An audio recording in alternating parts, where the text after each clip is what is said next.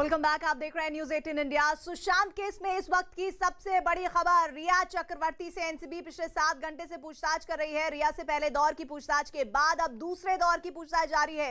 रिया सुबह 9:30 बजे एनसीबी दफ्तर पहुंची थी, जहां उनसे ड्रग्स कनेक्शन पर लगातार पूछताछ की जा रही थी। इससे पहले एनसीबी ने रिया चक्रवर्ती से कल भी करीब 6 घंटे तक पूछताछ की थी। एनसीबी की पूछताछ में रिया ने ड्रग्स मंगवाने की बात कबूल की थी। अरुण और विवेक हमारे साथ, हमारे सहयोगी लगातार जुड़े हुए हैं। अरुण, अभी तक इन्वेस्टिगेशन में जो सबसे अहम बात सामने आई है वो ये कि वो रिया जो न्यूज 18 को दिए इंटरव्यू में ये कह रही थी कि वो ड्रग्स को लेकर कुछ नहीं जानती, कुछ नहीं पता। आखिरकार इस पूछताछ में उन्होंने ड्रग्स मंगवाने की बात तो कबूल की है। धीरे धीरे और भी कई सवालों के जवाब मिलेंगे। तो यही तो वजह है प्रीति की रिया चक्रवर्ती को नारकोटिक्स कंट्रोल ब्यूरो की टीम लगातार 2 दिन से पूछताछ कर रही है, क्योंकि शुरुआत में उन्होंने पल्ला झाड़ लिया था और ये कहा था कि न वो ड्रग्स लेती है न ड्रग्स के बारे में जानती हैं। लेकिन बाद में जब व्हाट्सएप चैट सामने आने लगे एक के बाद एक, गौरव आर्या के साथ तमाम जो शख्स हैं, जो किरदार हैं, जो ड्रग्स के आसपास पूरी मुंबई में डील करते हैं, उनके साथ चैट सामने आई। कैजान की बात करिए आप, बासित की बात करिए आप, सैमुअल मिरांडा की बात करिए, इन सबसे ड्रग्स की ही तो बात कर रही थी रिया चक्रवर्ती। और मैं आपको बताऊं कि 70 व्हाट्सएप चैट जो मिले हैं उनके मोबाइल से, पुराना मोबाइल जो नारकोटिक्स कंट्रोल ब्यूरो ने उनके घर पे छापा मारा था तब वहां से बरामद हुआ था, उस मोबाइल के अंदर 70 व्हाट्सएप चैट ऐसी थी जिनमें वो तमाम लोगों से किरदार बदलते थे, लेकिन बात वही होती थी ड्रग्स की। चाहे ड्रग्स की बात हो, चाहे गांजे की बात हो, मामला आकर के फंसता यहीं पर है कि रिया चक्रवर्ती शुरुआत में इनोसेंट बनने की कोशिश करती हैं। वो कहती हैं ड्रग्स तो उन्होंने कभी लिया ही नहीं, लेकिन ड्रग्स के बारे में बातचीत पूरी गंभीरता से करती हैं। और यही वजह है कि ये जो नारकोटिक्स कंट्रोल ब्यूरो का हेड यहाँ पर मुंबई का जो दफ्तर है 3रे माले पर, वहाँ पर रिया चक्रवर्ती से लगातार दूसरे दिन की पूछताछ हो रही है। पहले दिन की पूछताछ 6.5 घंटे की हुई थी, बहुत ज़्यादा उसमें खास कामयाबी मिली नहीं थी और इसलिए उनको आज और बुलाया गया था। आज 9:30 बजे से 2 चक्र की पूछताछ उनसे, दूसरे चक्र की शुरुआत हो चुकी है। पहले चक्र की समीर वानखेड़े ने अपने अधिकारियों के साथ पूछताछ की थी और अब केपीएस मल्होत्रा जो डिप्टी डायरेक्टर है नारकोटिक्स कंट्रोल ब्यूरो के, उनकी टीम पूछताछ कर रही है रिया से और वही सवाल पूछे जा रहे हैं कि आप ड्रग्स के बारे में होते और क्या निकल कर आता है। अरुण, इस पर निगाह रहेगी। लेकिन इस बीच रिया ने सुशांत सिंह की बहन प्रियंका के खिलाफ पुलिस में शिकायत की है। रिया ने अपनी शिकायत में यह आरोप लगाया कि 8 जून को प्रियंका ने सुशांत को जो दवाएं खाने की सलाह दी थी उसके 5 दिन के भीतर ही सुशांत ने खुदकुशी कर ली। ऐसे में सुशांत की मौत में प्रियंका और डॉक्टर तरुण की भूमिका की भी जांच होनी चाहिए। रिया की शिकायत में राम मनोहर लोहिया अस्पताल के डॉक्टर तरुण कुमार का भी नाम है। रिया ने प्रियंका और डॉक्टर तरुण पर जालसाजी और फर्जीवाड़े का आरोप लगाते हुए कहा है कि उन्होंने गलत तरीके से दवाओं की पर्ची बनाई। विवेक हमारे साथ जुड़ रहे हैं। विवेक, रिया का यह नया पैतरा कितना काम आएगा? बिल्कुल, देखिए प्रीति, रिया पर गिरफ्तारी की तलवार पूरी तरह से लटकी हुई है। जिस तरीके से नारकोटिक कंट्रोल ब्यूरो ने आखिरी समय में शोभी को गिरफ्तार किया था और उन धाराओं के तहत उसी मामले में रिया को भी गिरफ्तारी हो सकती है। दूसरे दिन उनसे पूछताछ की जा रही है, तो यही कोशिश रहेगी रिया और उनकी लीगल टीम की कि गिरफ्तारी से बचने के लिए वो हर संभव कोशिश करें। यही वजह है कि रिया की लीगल टीम ने बाकायदा 6 पन्नों की एक रिटर्न कंप्लेन मुंबई के बांद्रा पुलिस स्टेशन में दी हुई है, जिसमें साफ तौर पर बताया गया है कि 8 जून से 12 जून तक सुशांत की बहन प्रियंका ने जो जिस तरीके से जो प्रिस्क्रिप्शन की चिट्ठी दिल्ली से मंगवाई है, उसमें बाकायदा चिट्ठी में साफ तौर पर लिखा हुआ है कि जो दवाइयां हैं वो मेंटल इलनेस, एंजाइटी और डिप्रेशन की दवाइयां हैं। और ये जो दवाइयां हैं वो मुंबई में मीतू, जो मुंबई में उनकी सिस्टर रहती है मीतू, उनको ये प्रिस्क्रिप्शन देना था, क्योंकि मीतू ने साफ तौर पर व्हाट्सएप चैट के जरिए कहा था कि बिना प्रिस्क्रिप्शन के ये दवाइयां नहीं मिलेंगी। जिस पर प्रियंका जो दिल्ली में है, उन्होंने कहा था कि वो डॉक्टर को जानती हैं और डॉक्टर को प्रिस्क्रिप्शन करके व्हाट्सएप पे वो प्रिस्क्रिप्शन पूरा भेजती हैं। जिसके बाद मीतू ने, जो मुंबई में रहती है, मीतू ने बोला भी था कि ठीक है प्रिस्क्रिप्शन भेज दीजिए और उसके हिसाब से ही डॉक्टर दवाइयां, जो मेडिकल स्टोर है वहां से दवाइयां मिल पाएंगी। तो इसी के आधार पर अब रिया की जो लीगल टीम है उन्होंने आरोप लगाया है कि जो डॉक्टर तरुण है, जो दिल्ली के राम मनोहर लोहिया के अस्पताल में डॉक्टर हैं, वो इस चीज के स्पेशलिस्ट नहीं है, बल्कि वो एक कार्डियोलॉजिस्ट है और जो दवाइयां उन्होंने लिखी है वो उनके जो जॉनर है उसमें आती ही नहीं है। तो किस तरीके से उन्होंने किसी विवेक, तरीके ये से जो लेटर शिकायत पैड पर उन्होंने ये मुंबई दवाइयां पुलिस से लिखने की है, इसकी टाइमिंग को लेकर कई सवाल खड़े हो रहे हैं। इस पर मैं आगे आपसे बातचीत करूंगी। इस वक्त एक और अहम खबर ये है कि सुशांत सिंह राजपूत की मौत के केस में न्यूज 18 के पास इस वक्त की सबसे बड़ी और अहम खबर है। सूत्रों के हवाले से इस बात का दावा किया जा रहा है कि सुशांत सिंह राजपूत का पोस्टमार्टम करने वाले कूपर हॉस्पिटल को लेकर एम्स ने अपना संदेह जता दिया है। फॉरेंसिक एक्सपर्ट और इस मामले में एम्स टीम की अगुवाई कर रहे सुधीर गुप्ता ने सुशांत सिंह राजपूत की पोस्टमार्टम रिपोर्ट को लेकर कई बेहद अहम सवाल उठाए हैं। सुशांत केस में इस वक्त की सबसे बड़ी खबर, सवालों के घेरे में सुशांत की पोस्टमार्टम रिपोर्ट। कूपर हॉस्पिटल पर एम्स की टीम को संदेह। न्यूज 18 के पास इस वक्त की सबसे बड़ी खबर आ रही है।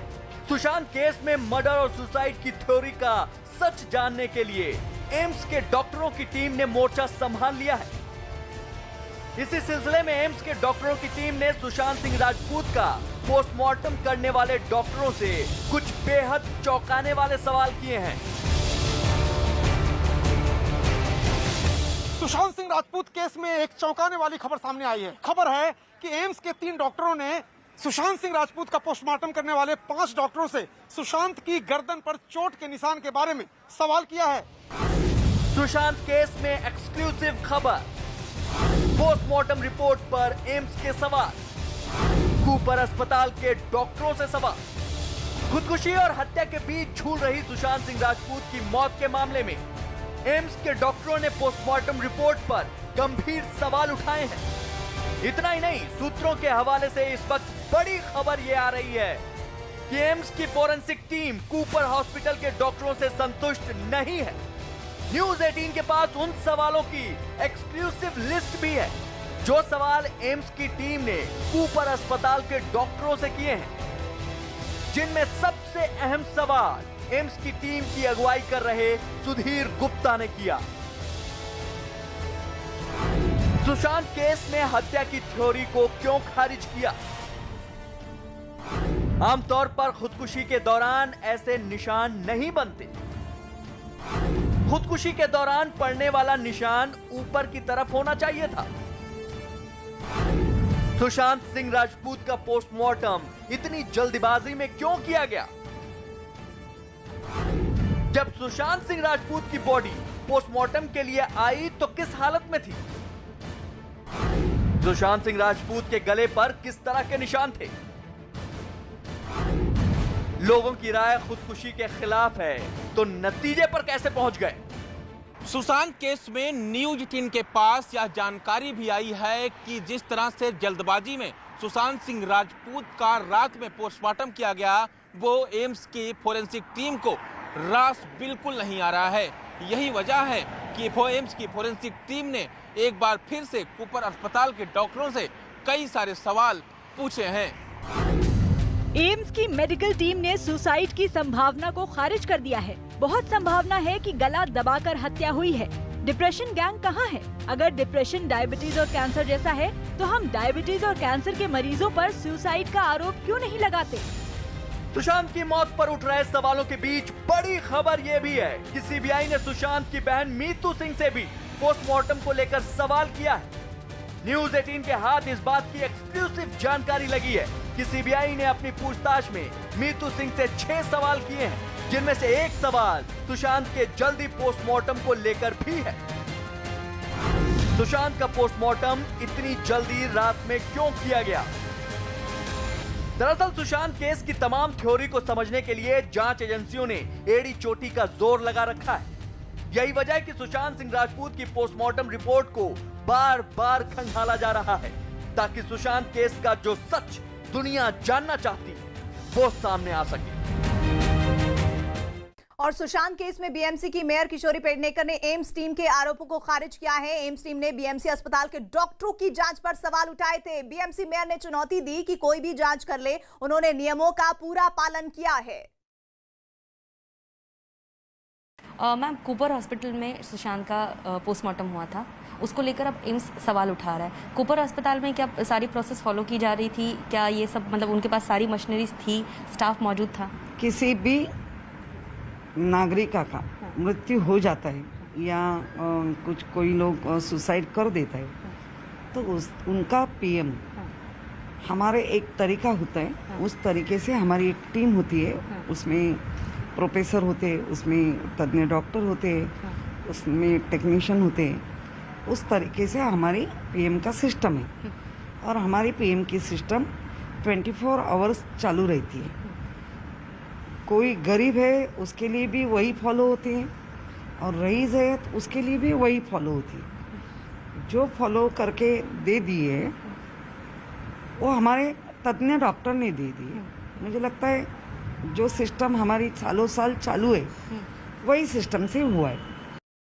सुशांत केस में इस वक्त की सबसे बड़ी खबर ड्रग्स कनेक्शन से जुड़ी हुई। रिया और उसकी मंडली के ड्रग्स कनेक्शन मुंबई से लेकर गोवा तक को जुड़ रहे हैं। अब इसके तार बेंगलुरु से भी जोड़े जा रहे हैं। बेंगलुरु के एक पार्षद के बेटे से रिया की ड्रग्स मंडली के तार जुड़ने के बाद इस मामले में अब जांच के लिए एसआईटी का गठन कर दिया गया है। इस पूरे मामले में जांच से कई नई परतें खुल रही हैं और एक के बाद एक गिरफ्तारी हो रही है। एनसीबी ने आज अनुज केशवानी को गिरफ्तार किया है जो इस केस में 9वीं गिरफ्तारी है और इस बीच एनसीबी की रिया से पूछताछ लगातार जारी है और उन पर गिरफ्तारी की तलवार लटक रही है। सुशांत केस में न्यूज 18 की एक्सक्लूसिव खबर। सुशांत ड्रग्स मामले में अब तक 9 लोग गिरफ्तार। गोवा से मुंबई तक नशे का गंदा धंधा। बेंगलुरु के एक पार्षद केशव मूर्ति के बेटे पर जांच की आंच। ड्रग्स कार्टेल की जांच के लिए एसआईटी बनी। ड्रग्स कनेक्शन पर रिया ने खोले राज। रिया के करीबियों से ड्रग्स का सच सामने आया।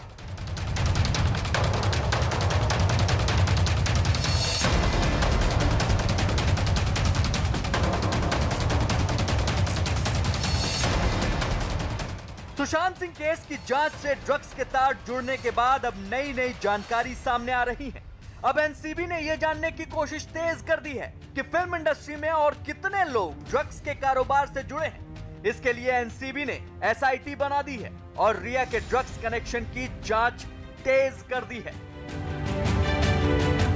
एनसीबी ने पूरी मुंबई में ड्रग्स डीलरों की धरपकड़ तेज कर दी है। देर रात एनसीबी ने मुंबई में अनुज केशवानी नाम के एक आदमी को पूछताछ के लिए हिरासत में लिया।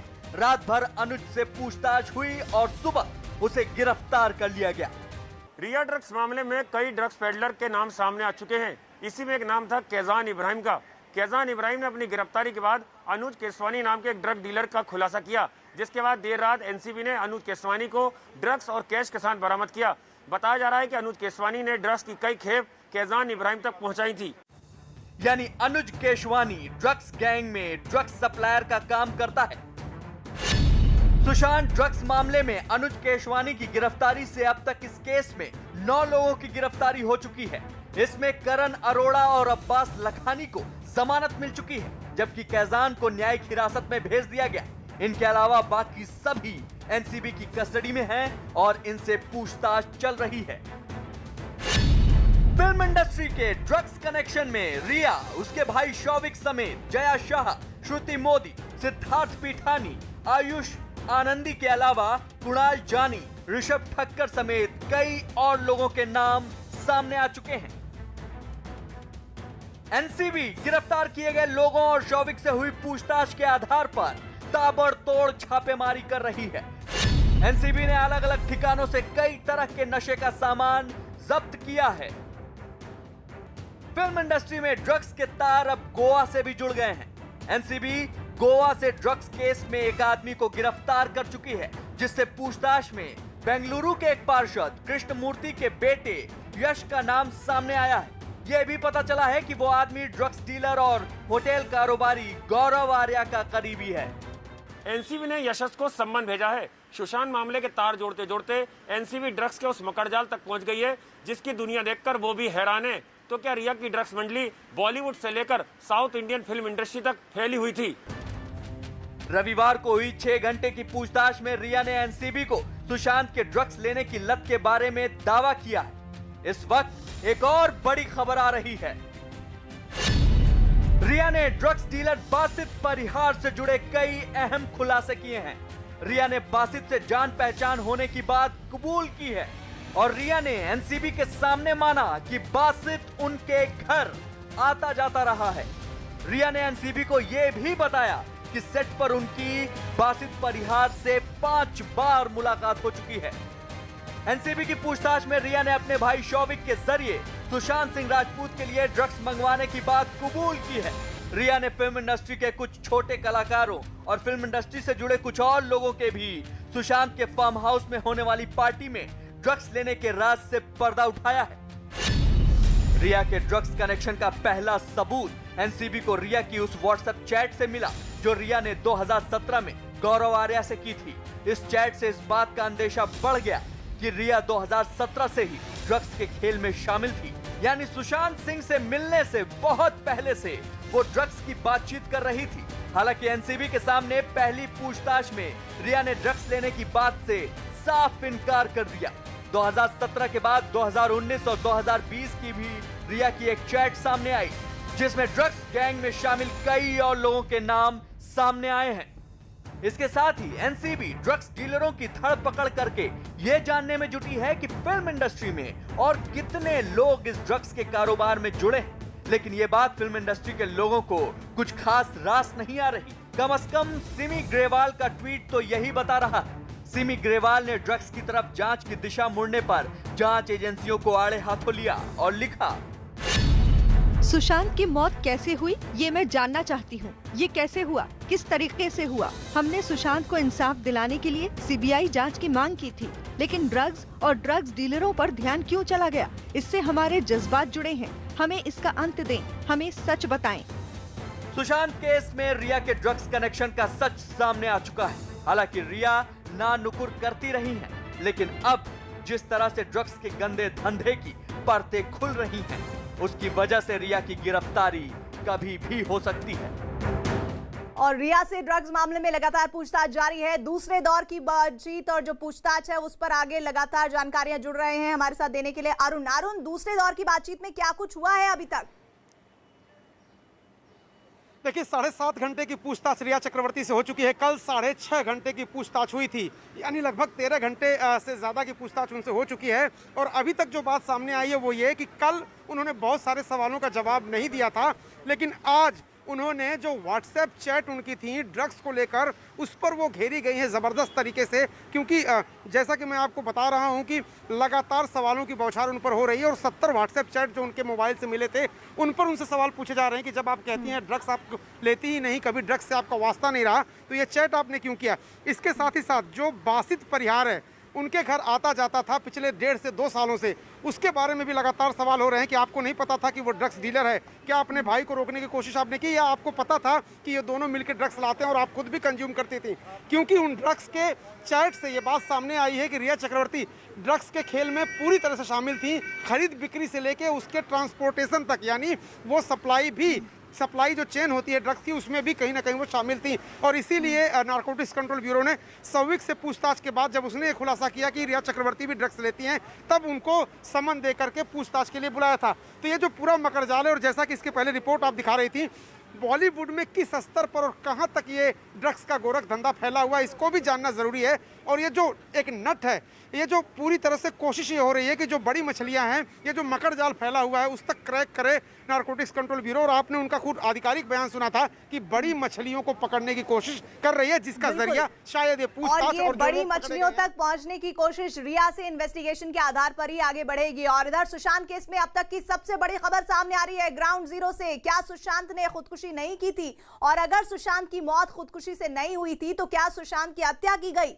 न्यूज 18 को अब तक की पड़ताल में पता चला कि सीबीआई को इस बात के सुराग मिलने लगे हैं कि सुशांत की खुदकुशी पर छाया रहस्य का पर्दा और भी ज्यादा गहरा हो गया है, क्योंकि सीबीआई ने जो क्राइम सीन का रिक्रिएशन किया उसमें खुदकुशी की बात पर शक पैदा होने लगा है। लिहाजा अब सीबीआई ने अपनी जांच का दायरा और आगे बढ़ा दिया है। यही नहीं, न्यूज 18 को पता चला है कि अब आने वाले दिनों में सीबीआई के सवालों के दायरे में हिंदी फिल्म सिनेमा के कई बड़े नाम भी सामने आ सकते हैं। सुशांत केस में अब तक की सबसे बड़ी पड़ताल। सुशांत मामले में सीबीआई का सबसे बड़ा पर्दाफाश। न्यूज 18 का सबसे सनसनीखेज पर्दाफाश। सीबीआई का खुलासा, सुशांत ने नहीं की खुदकुशी। सीबीआई ने क्राइम सीन को रिक्रिएट किया। अब तक 9 लोग हो चुके हैं गिरफ्तार। 3 लोगों का हो चुका है मेडिकल टेस्ट। रिया से एनसीबी की पूछताछ का सिलसिला जारी। सुशांत केस में सबसे बड़ी खबर आ रही है कि इस मामले में जांच एजेंसियों का शिकंजा और तेजी से कसना शुरू हो गया है। सीबीआई के हवाले से सामने आई खबरों पर यकीन किया जाए तो सुशांत केस में यह अब तक का सबसे बड़ा पर्दाफाश है। सीबीआई को जो तथ्य और सुराग मिले हैं उसके आधार पर कहा जा रहा है कि सुशांत ने खुदकुशी नहीं की थी। सीबीआई सूत्रों के मुताबिक सीबीआई ने कुछ दिन पहले जब सुशांत सिंह राजपूत की बहन मीतू सिंह के साथ सुशांत सिंह के घर का क्राइम सीन रिक्रिएट किया था तो उससे भी अंदाजा ये लगाया जा रहा है कि शायद ये पूरा मामला खुदकुशी का ही लग रहा है। यही वजह है कि सीबीआई इस पूरे मामले में ये जांच कर रही है कि आखिरकार खुदकुशी करने की वजह सुशांत सिंह राजपूत की क्या हो सकती है और उसके पीछे कौन कौन लोग शामिल हैं। यानी इस खुलासे के बाद सवाल उठने लगा है कि क्या सुशांत ने खुदकुशी नहीं की? क्या सुशांत की हत्या की गई? क्या किसी ने सुशांत को खुदकुशी के लिए उकसाया? क्या सुशांत को मारने के बाद फंदे से लटकाया गया? इसी बीच न्यूज 18 की पड़ताल में एक और बड़ी खबर सामने आ रही है कि एम्स के डॉक्टरों के पैनल को हेड कर रहे डॉक्टर ने भी सीबीआई के शक पर अपनी मोहर लगा दी है, जिसके बारे में कंगना ने ट्वीट भी किया। कंगना के ट्वीट के मुताबिक एम्स की टीम ने सुशांत के खुदकुशी करने की बात पर शक जाहिर किया है। कंगना के उस ट्वीट का इशारा यही है कि डॉक्टरों के पैनल को लगता है कि सुशांत की गला दबाकर हत्या की गई है। एम्स के डॉक्टर सुधीर गुप्ता ने मुंबई के कूपर अस्पताल से मिली पोस्टमार्टम रिपोर्ट पर भी सवाल खड़े किए हैं। इस बीच नारकोटिक्स कंट्रोल ब्यूरो यानी एनसीबी ने अब तक इस मामले में तफ्तीश के दौरान 9 लोगों को अपनी गिरफ्त में भी ले लिया है। एनसीबी ने अब तक करण, अब्बास, जैद विलात्रा, बासित परिहार, कैजान इब्राहिम, शौविक चक्रवर्ती, सैमुअल मिरांडा, अनुज और दीपेश को गिरफ्तार कर लिया है। एनसीबी ने इन 9 लोगों को सुशांत मामले में एक के बाद एक कड़ी खुलने के दौरान नाम सामने आने और पूछताछ में इनके पास से मिले सबूतों के आधार पर गिरफ्तार किया है। तस्वीरें आप इस वक्त देख रहे हैं, तस्वीरें देख रहे हैं इस वक्त आप। सैमुअल मिरांडा, जैद और शौविक तीनों। सुशांत रिया केस से इस वक्त की सबसे बड़ी खबर आ रही है। केस की मुख्य आरोपी रिया तमाम जांच और पूछताछ के दौरान इमोशनल कार्ड खेलती नजर आई है, लेकिन अफसोस की रिया के सभी इमोशनल कार्ड की हवा निकल चुकी है। यानी अब ये केस जिस मोड़ पर है उसमें रिया चाहे जितनी कोशिश कर ले, उनके आंसू किसी का दिल नहीं पिघला पाएंगे। सुशांत केस में न्यूज 18 की एक्सक्लूसिव खबर। काम नहीं आए रिया के घड़ियाली आंसू। रिया की जज्बाती बातों के झांसे में नहीं आई जांच एजेंसियां। रिया के इमोशनल कार्ड की निकली हवा। सुशांत की गर्लफ्रेंड रिया चक्रवर्ती ने बहुत कोशिश की, लेकिन तमाम दिल कचोटने वाली बातें भी उनको सुशांत की मौत की मुख्य आरोपी बनाने से नहीं रोक पाई। और यही वजह है कि बिहार पुलिस और मुंबई पुलिस से लेकर सीबीआई, ईडी और एनसीबी तक पूछताछ और जांच के चक्रव्यूह में फंसी रिया अब एनसीबी के सवालों का जवाब दे रही हैं।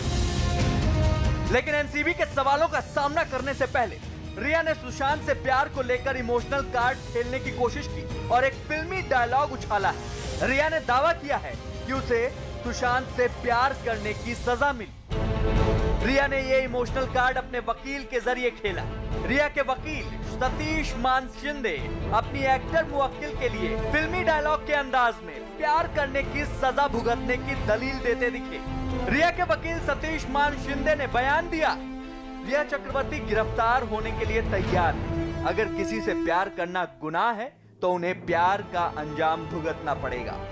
निर्दोष होने के नाते रिया ने बिहार पुलिस, सीबीआई, प्रवर्तन निदेशालय और नारकोटिक्स कंट्रोल ब्यूरो के लगाए गए मामलों में अग्रिम जमानत के लिए किसी अदालत का दरवाजा नहीं खटखटाया।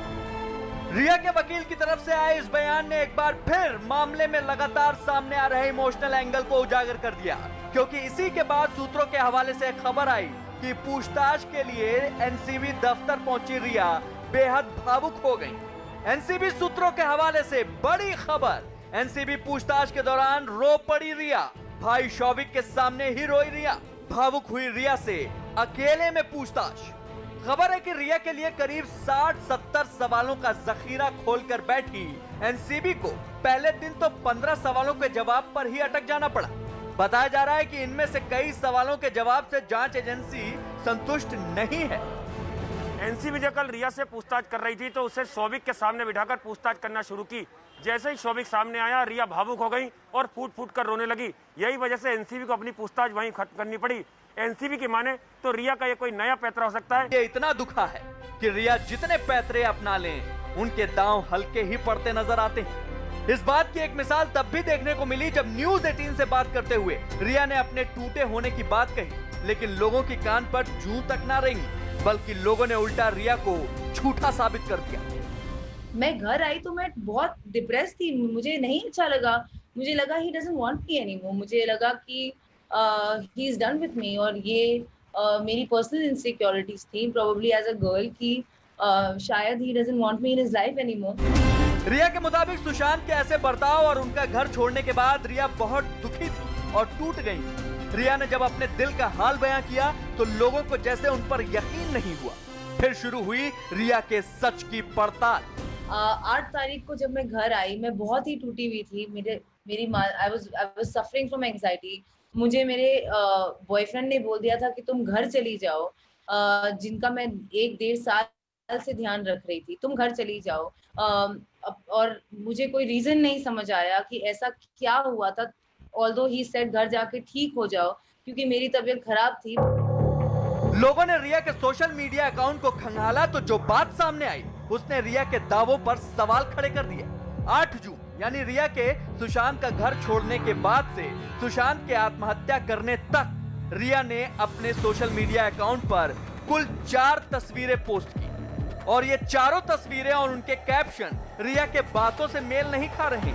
रिया का दावा था कि सुशांत का घर छोड़ने के बाद उन्हें बुरा लग रहा था और सुशांत से दूर होने का गम सता रहा था, लेकिन रिया ने अपनी दूसरी पोस्ट में एक ग्लैमरस तस्वीर के साथ लिखा, क्यूट महसूस कर रही हूं, हो सकता है बाद में हटा दूं। इसके बाद रिया ने आंख मारने वाली इमोजी भी बनाई।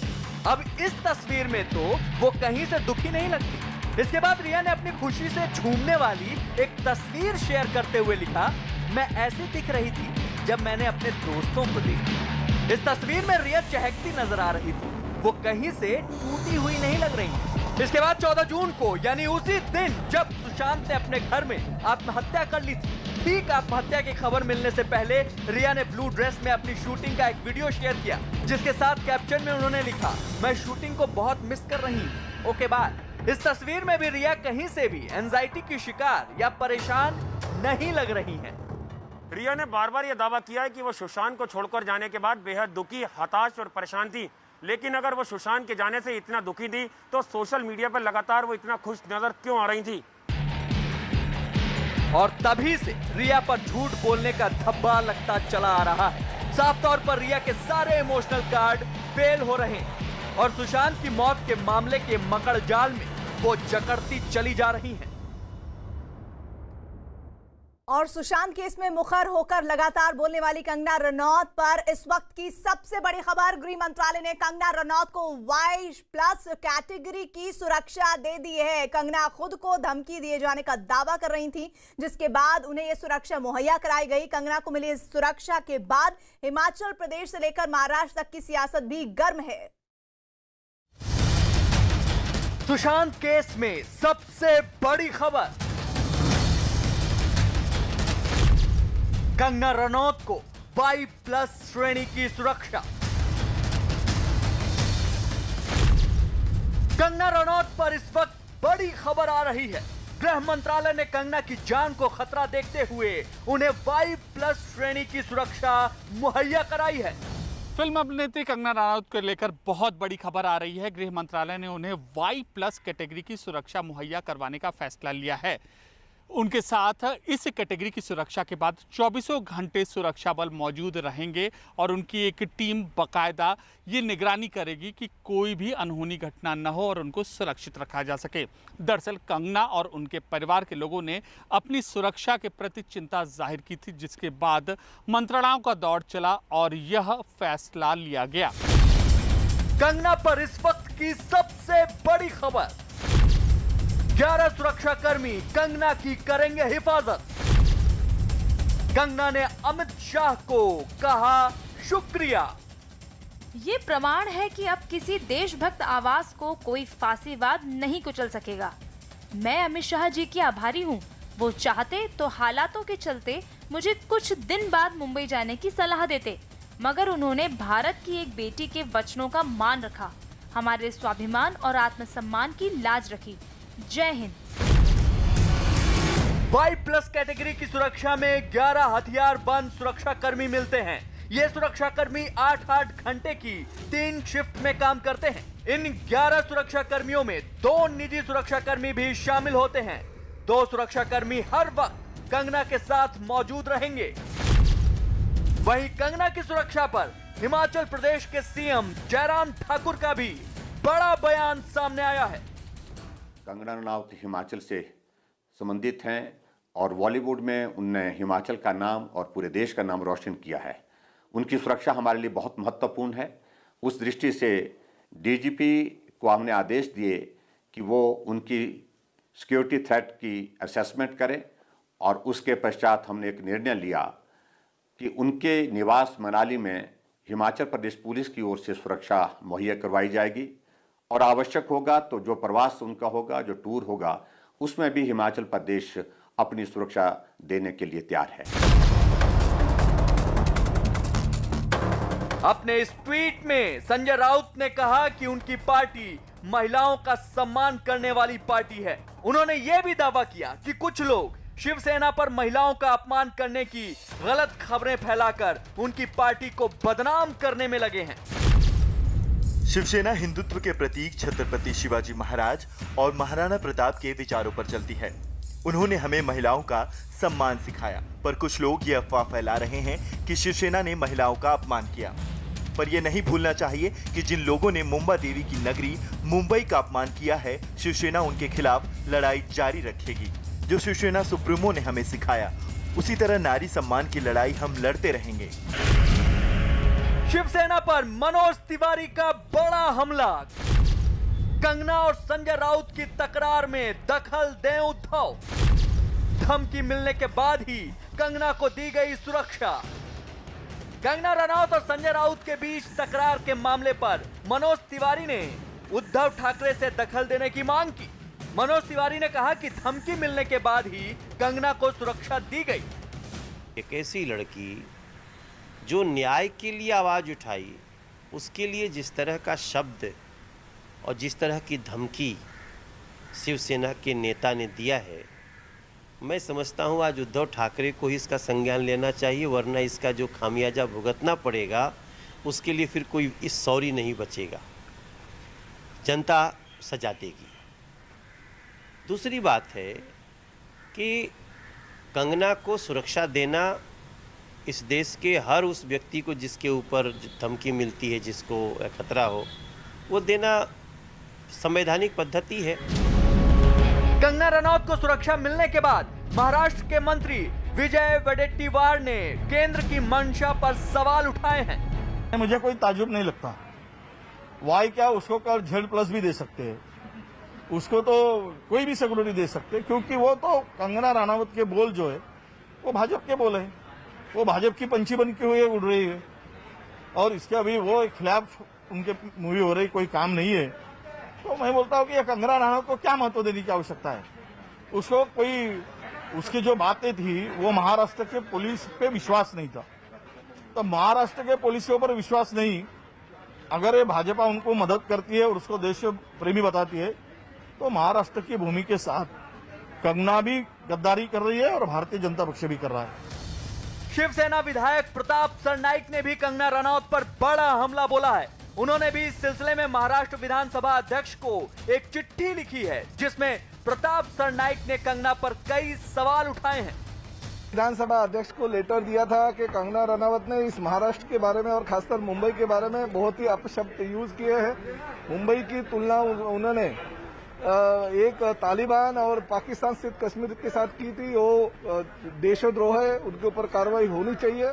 और साथ ही में कंगना रनावत ने बहुत सारे एक्टर लोगों के ऊपर ड्रग का सेवन करने का आरोप किया था और बहुत सारे एक्टर लोगों ने उनके ऊपर ड्रग का सेवन करने का आरोप किया था। तो शायद कंगना रनावत की भी इंक्वायरी होनी चाहिए, ऐसी मेरी मांग है। कंगना का वो बयान भी सुनिए जिसमें उन्होंने संजय राउत पर जोरदार हमला किया था। संजय जी, मैं आपकी निंदा करती हूँ, आप महाराष्ट्र नहीं हैं।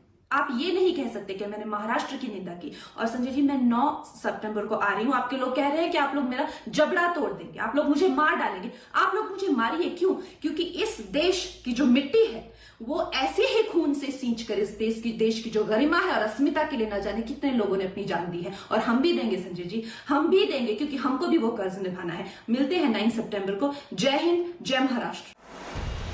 दरअसल कंगना सुशांत सिंह राजपूत के केस में लगातार मुखर होकर बोलती रही हैं। महाराष्ट्र सरकार पर हमला करने से लेकर वो इस कहानी में भाई भतीजावाद और ड्रग्स के मुद्दे को भी उठा चुकी हैं। यही वजह है कि कंगना लगातार महाराष्ट्र सरकार और बॉलीवुड के एक धड़े के निशाने पर हैं।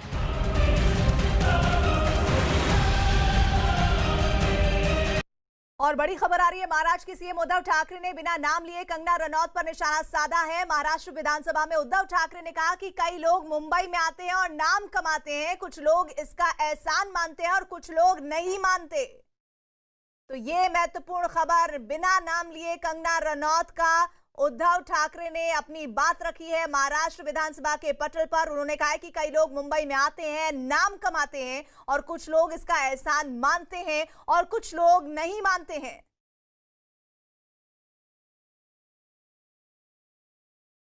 तो लगातार जिस तरह से हमलावर रही बीते दिनों ट्वीट के जरिए कंगना रनौत, और इसके बाद संजय राउत पर उन्होंने कई गंभीर आरोप लगाए। उन्होंने सीधे सीधे कहा कि संजय राउत उन्हें मुंबई नहीं आने देने की धमकी दे रहे हैं, वो किसी भी तरह की धमकी से डरने वाली नहीं है। लेकिन आज की बड़ी खबर इसी घटनाक्रम के बीच ये आई कि Y+ कैटेगरी की सुरक्षा कंगना रनौत को गृह मंत्रालय के जरिए दे दी गई है। इस पर लगातार महाराष्ट्र सरकार के नुमाइंदों के जरिए रिएक्शंस आ रहे थे, लेकिन अभी तक का सबसे बड़ा बयान महाराष्ट्र के मुख्यमंत्री उद्धव ठाकरे के जरिए आया है। उन्होंने बिना नाम लिए कंगना रनौत के सीधे सीधे ये कहा है कि कई लोग मुंबई में आते हैं और नाम कमाते हैं, कुछ लोग इसका एहसान मानते हैं और कुछ लोग नहीं मानते हैं। सीधे सीधे मराठी अस्मिता से जोड़कर कंगना रनौत के उस स्टेटमेंट को देखा गया। कंगना रनौत ने यहां तक कह दिया था कि पीओके जैसा मुंबई लगने लगा है। इधर हिमाचल प्रदेश के मनाली में अभिनेत्री कंगना रनौत को राज्य सरकार की तरफ से भी सुरक्षा दी गई है। कंगना को गृह मंत्रालय की तरफ से Y+ श्रेणी की सुरक्षा दी गई है, लेकिन उससे पहले ही हिमाचल पुलिस के जवानों को कंगना के घर पर सुरक्षा में तैनात कर दिया गया है। बॉलीवुड अभिनेत्री कंगना रनौत को जो है हिमाचल प्रदेश की तरफ से जो है सुरक्षा प्रदान की गई है। और इसमें मैं खड़ा हूँ बॉलीवुड अभिनेत्री कंगना रनौत के घर के बारे में बता दूं कि यहाँ पर जो है जो हिमाचल पुलिस है उनके द्वारा जो है यहाँ पर जो सुरक्षा उनको प्रदान की गई। और अभी जो है इसमें जो है यहाँ पर 3 जो पुलिसकर्मी उनको जो है यहाँ पर जो है तैनात कर दिया गया। और कुछ देर के बाद जो है यहाँ पर जो है जो Y श्रेणी की जो सुरक्षा है वो भी यहाँ पर जो पहुँचने वाली है। फिलहाल जो मैं बता दूं कि अभी जो यहाँ पर जो है जो हिमाचल पुलिस है उनके द्वारा जो जिला कुल्लू की पुलिस है उनके द्वारा जो 3 पुलिसकर्मियों को जो फिलहाल यहाँ पर जो है तैनात किया गया। और अभी मैं जानकारी बता दूं कि जो मेडिकल टीम है वो भी जो है कंगना रनौत के घर के अंदर यहाँ पे जा चुके हैं और उनका जो है कोविड-19 टेस्ट जो है यहाँ पर जो है वो लिया जा रहा है। और महाराष्ट्र के गृह मंत्री अनिल देशमुख ने कंगना को सुरक्षा दिए जाने पर आश्चर्य जताया। उन्होंने कहा कि महाराष्ट्र का अपमान करने वालों का सभी पार्टियों को विरोध करना चाहिए। चाहे मुंबई हो या महाराष्ट्र हो, उसका जो भी कोई अवमान करता है, अपमान करता है और ऐसे व्यक्ति को केंद्र शासन Y+ की सुरक्षा देती है, तो ये बहुत ही आश्चर्यकारक और दुखकारक ऐसी बात है। महाराष्ट्र की राष्ट्रवादी कांग्रेस पार्टी, शिवसेना, कांग्रेस, इन्हीं का ना ये वो भारतीय जनता पार्टी का भी है, सब पूरे जनता का महाराष्ट्र है। और ऐसे महाराष्ट्र को जो पूरे महाराष्ट्र की जनता का महाराष्ट्र है, ऐसे महाराष्ट्र को अवमानित करने का, अपमानित करने का काम कोई करता है तो उसका सभी पार्टी के लोगों ने उसके बारे में खेद व्यक्त करना चाहिए। और इधर कंगना रनौत मामले में महाराष्ट्र पूर्व सीएम देवेंद्र फडणवीस ने उद्धव सरकार पर निशाना साधा है और कहा है कि अगर कंगना का बयान गलत था तो कार्रवाई करनी चाहिए थी, लेकिन शिवसेना का ऐसे सड़क पर धमकी देना ठीक नहीं है। किसी का कोई वाक्य गलत भी हो, किसी का विचार भी गलत हो तो उसका हम निषेध कर सकते हैं, वो गलत है ये हम बोल सकते हैं, लेकिन राज्य सरकार की या जो संवैधानिक पदों पर बैठे हैं उनकी जिम्मेदारी होती है कि उनकी जान और माल की रक्षा करना। अगर ऐसा नहीं हुआ तो हम एक बनाना रिपब्लिक बनेंगे, कानून का राज नहीं चलेगा।